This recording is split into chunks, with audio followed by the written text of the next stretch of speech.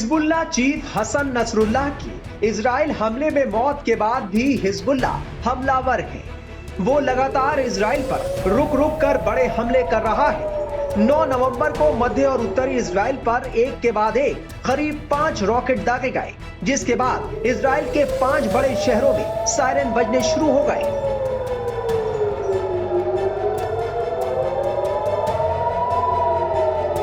Israeli सेना के मुताबिक उन्होंने रॉकेट को रोक दिया था। हालांकि एक रॉकेट शहर के गलीली में गिरा। सरकारी टीवी न्यूज के मुताबिक जो एक रॉकेट उत्तरी इजराइल के एक शहर पर गिरा, उससे बड़ी संख्या में लोग घायल हो गए हैं।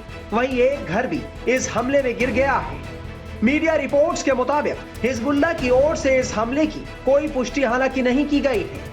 आपको बता दें कि यह हमला इजराइल में हिजबुल्लाह द्वारा लगभग 120 रॉकेट दागे जाने के 2 दिन बाद हुआ। इजराइल से जंग के बीच हिजबुल्लाह के नेता शेख नईम कासिम ने इजरायली सेना के खिलाफ जीत हासिल करने तक लड़ने की कसम खाई थी। पिछले साल 7 अक्टूबर को इजराइल पर हमास हमले के बाद इजरायली सेना ने हमास और हिजबुल्लाह के खिलाफ ऑपरेशन शुरू किया था। इस साल सितंबर के अंत से हिजबुल्लाह और इजराइल के बीच संघर्ष बढ़ गया है। इजराइल ने बुधवार को लेबनान की राजधानी बेरूत के इंटरनेशनल एयरपोर्ट को निशाना बनाया। इसके अलावा बेरूत के अलग अलग हिस्सों और बेक्का घाटी में भी हवाई हमले किए गए। इन हमलों में 40 से ज्यादा लोगों की मौत हुई है, वहीं 50 से ज्यादा लोग घायल हैं। हमले से पहले इजरायली डिफेंस फोर्स ने एयरपोर्ट और उसके आसपास के इलाके को खाली करने के लिए कहा था। बेरूत में हमले के दौरान आईडीएफ ने हिजबुल्लाह के कमांड सेंटर और हथियार डिपो को निशाना बनाने का दावा किया है। इससे पहले मंगलवार देर रात को भी इजराइल ने लेबनान के बारजा शहर में एक अपार्टमेंट बिल्डिंग पर एयर स्ट्राइक की थी। इसमें करीब 30 लोग मारे गए थे। हमले से पहले आईडीएफ ने कोई चेतावनी भी नहीं दी थी। दूसरी तरफ गाजा में भी इजरायली सेना बेइत लाहिया तक पहुंच गई है। अभी तक आईडीएफ वहां सिर्फ बमबारी कर रही थी।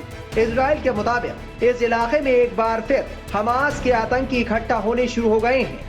दूसरी तरफ इजराइल की कार्रवाई में अब तक 45,000 से ज्यादा आम लोग अपनी जान गंवा चुके हैं। इजराइल को हमास और हिजबुल्लाह से जंग लड़ते 1 साल से ज्यादा हो चुके हैं और इस जंग में उसे भी भारी नुकसान झेलना पड़ा है। दूसरी तरफ ईरान पहली बार इजराइल से आर पार के मूड में है और वो इजराइल की आंख में आंख डालकर बात कर रहा है। फिलहाल ये जंग कब थमेगी कोई नहीं जानता, लेकिन डोनाल्ड ट्रंप के अमेरिकी राष्ट्रपति पद के चुनाव में जीत के बाद कहा जा रहा है कि ये जंग थम सकती है।